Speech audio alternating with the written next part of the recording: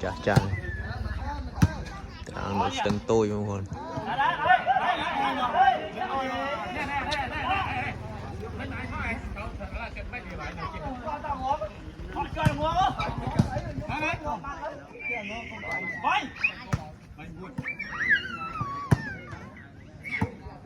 ta quậy à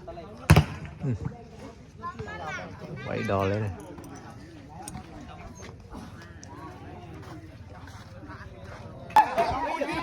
lô ta vô này quậy sốt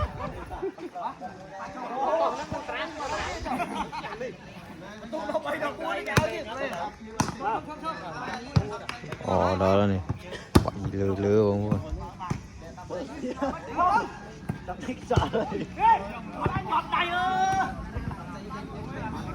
đang pi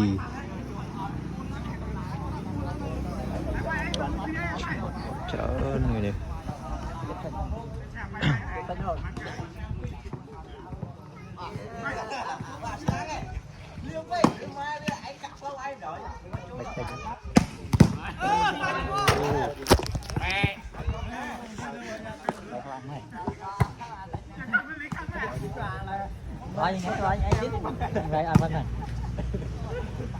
hỏi ta to muối vừa lì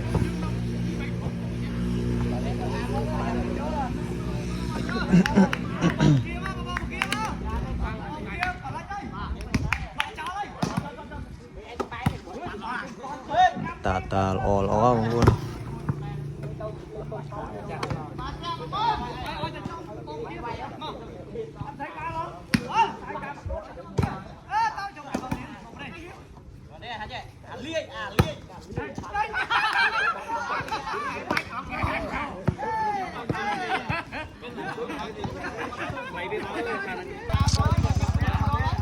cụ chả đặt dây tía đây này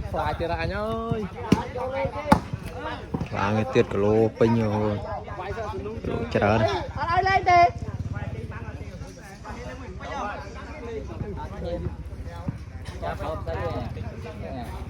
không mơ ba nè đấy lôi lê như này mạnh mới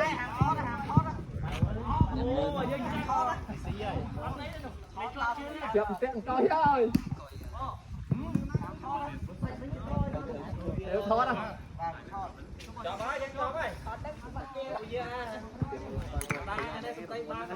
này ba tao hai mũi anh đang cùi cột luôn chỗ rồi